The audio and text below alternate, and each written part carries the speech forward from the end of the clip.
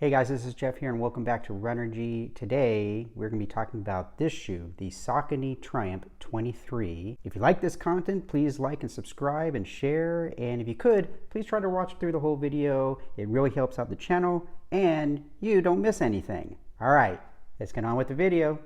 All right, as always, we're going to start with the bottom of the shoe. This is called the outsole. And yes, you can see I have been wearing this shoe for all kinds of running. I've been really enjoying this shoe. So I've tried all kinds of different runs in this shoe. And as far as the traction on the bottom of the shoe, well, it's really cool. It has these little triangles on the bottom that were reminiscent of like Saucony's from years and years ago, old Shadows and different models, like even going back to the 80s, they had these triangles on the bottom. And so it's kind of cool to see it here. As far as the overall traction, it's good, but I wouldn't say it was mind-blowing. It was good. It's good enough to get through all the different kind of workouts that I did, from running on the bike path in dry weather to even a couple times in wet weather. And it was good. It was kind of surprisingly better in the wet condition than when it was dry on the bike path, at least. There's like dust and debris on the bike path, and sometimes it would feel a little bit slippery on like banks and turns and so forth, but in general, not bad. I even did a track workout in this shoe, and on the track, rubber on top of rubber, it was really good. So I had a really good time with that. No issue with traction there. Overall, I think the traction on the bottom and the outsole, the wear has been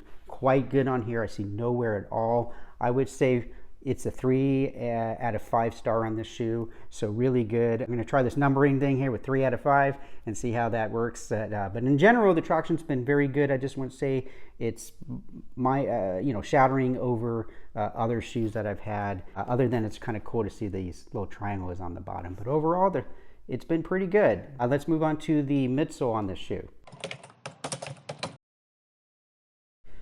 All right, so let's talk about this middle section now as we work up in the shoe. And this is made out of Saucony's Power Run PB midsole. And if you look real close, you can kind of see these kind of popcorn, I call it, little pellets in here. This kind of started, at least as far as I can think of, back when Adidas did the Ultra Boost.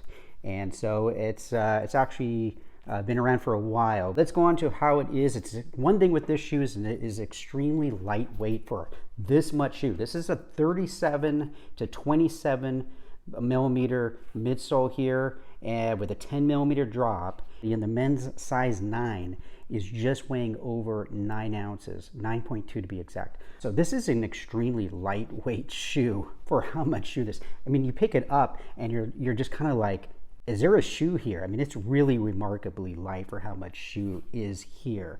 The cushioning is very good, especially in the back. You got that 10 millimeter drop. So it's noticeably more cushiony and spongy in the rear of the shoe than the front of the shoe. But in general, that is starting with a lot of cushioning even in the front of the shoe. So don't get me wrong as far as like not feeling any cushioning in the front. It's just noticeably less cushioning than in the back of the shoe, but much less than other shoes that have a 10 millimeter drop. It's extremely smooth from heel to toe. So if you land on your heel and you push off towards the front of the foot, it's very smooth. I didn't find it to be very obnoxiously high feeling in the back of the shoe. They've got it really nicely smooth here.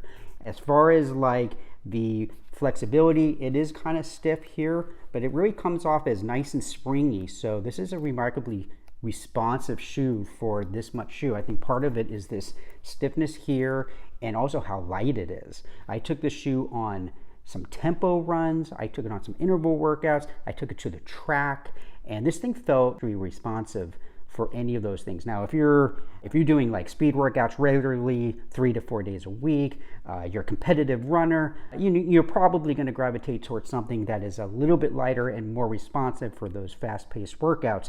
But if you're like a one-shoe dude or dudette, this is really more than fine. This is really arguably one of the most versatile shoes on the market. I was really impressed. In fact, I have a quote here from Saucony on their website. It says, "Whether it's a slow long run or jumping into a 5K, this shoe will stretch your comfort zone with every step."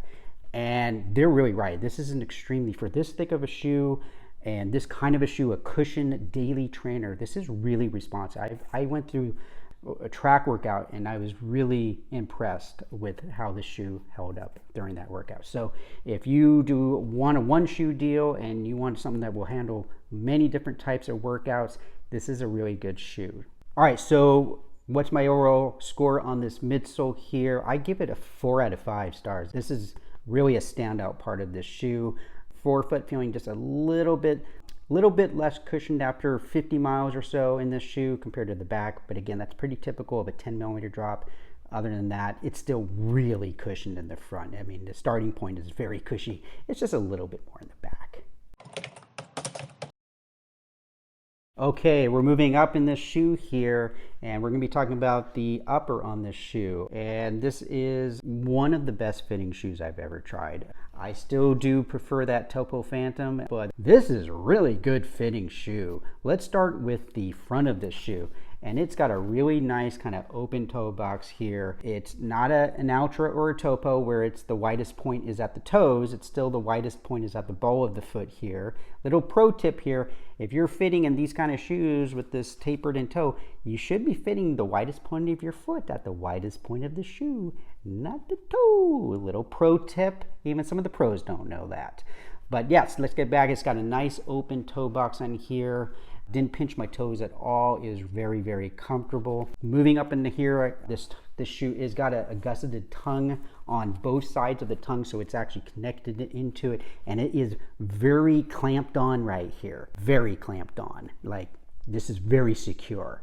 And the heel, you can see from back here, this is just a redonkulously tight, snug fitting heel back here. I have tried this shoe on many people, and people who have like slipped in virtually every other shoe they tried on, and they didn't even budge in this thing. I mean, you are really, this midfoot and heel is serious business here as being snugged on your foot. This is very snug fitting back here. I personally like a shoe a little more not so snug and a little more open feeling, but if you like a clamp down shoe in the midfoot and the heel, but you still want to leave like a nice roomy toe box on here, you should definitely be checking this shoe out. It's very snug back here. Got a little fin back here to pop it on and pop it off.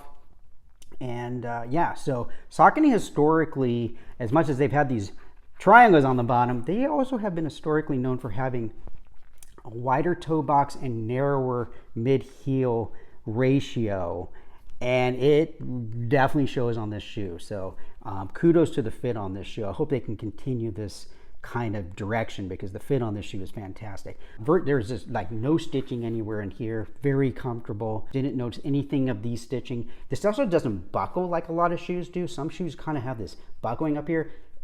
It does not do that. This is really smooth. This green is super cool. I got so many compliments on this. So anyway, the upper, my score on the upper is 4 out of 5. Is really, really good. All right, guys, so what does my overall think of this shoe? How's the score? What's the score on the shoe? Traction, I thought, like I said, was good, but not mind-boggling.